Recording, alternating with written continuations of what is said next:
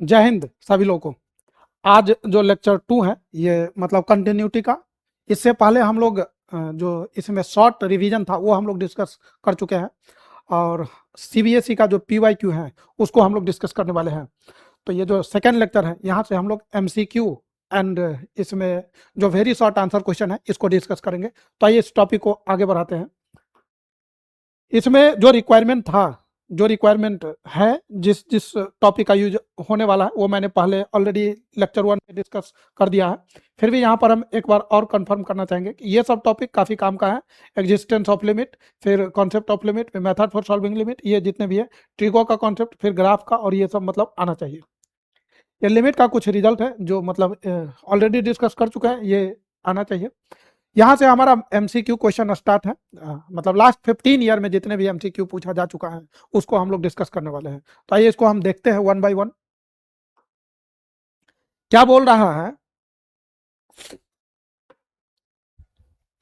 ये बोल रहा है हमारे पास एक ग्रेटेस्ट इंटीजर फंक्शन दिया हुआ है। आप इसको जरा ध्यान से देखिए क्या बोल रहा है। द फंक्शन एफेक्ट्स दिस, ये जो स्क्वायर ब्रैकेट में लिखा हुआ है this is greatest integer function, और ये लिख भी दिया है ग्रेटेस्ट इंटीजर लेस देन और equal to x is continuous. तो ये बहुत ही आसान क्वेश्चन है।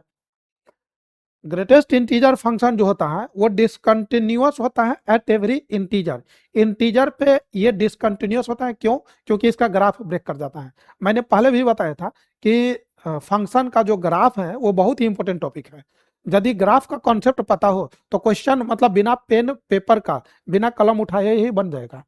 तो इसमें क्या करना है, क्योंकि इसका जो रिजल्ट है इसका ग्राफ देखा जाए तो y equal to this is greatest integer function, और इसका यदि ग्राफ देखा जाए तो इसका ग्राफ कुछ इस तरीके से आता है। 0 और 1 के बीच में इसका ग्राफ ऐसे होता है। नेक्स्ट यदि 1 और 2 की बात किया जाए तो ग्राफ ऐसे होता है। नेक्स्ट इसके आगे का ग्राफ ऐसे होता है, और ये सीढ़ी टाइप का ग्राफ होता है। सीढ़ी अंग्रेजी में बोला जाए तो इसको स्टेयर बोलते हैं। और ये हर एक इंटीजर पे this is 0, this is 1, this is 2, this is 3, और ऐसे इसी तरह से कंटिन्यू होगा। अब जरा आप इसको देखिए, हर एक इंटीजर पे, इंटीजर ये इंटीजर है, ये भी इंटीजर है, ये भी इंटीजर है, हर एक इंटीजर पे ये ग्राफ ब्रेक कर जा रहा है। तो बोलेंगे this is discontinuous at every integer. Question में पूछा गया है कि the greatest integer function this is continuous, ये कहाँ पर कंटिन्यूअस है? तो भाई इंटीजर को छोड़ के हर जगह कंटिन्यूअस है।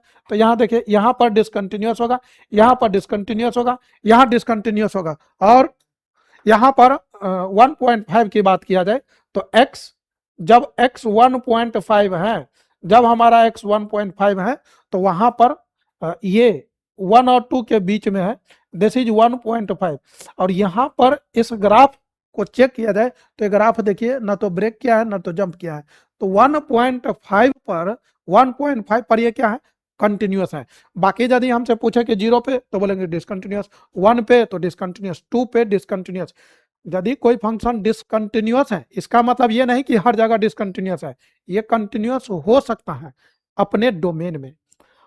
यहाँ पर ये ग्रेटेस्ट इंटीजर फंक्शन है, और आप देख करके बता सकते हैं कि इंटीजर पे डिसकंटिन्यूअस होगा तो कंटिन्यूअस कहाँ पर होगा? तो 1.5 पर। क्वेश्चन बन गया, हो गया।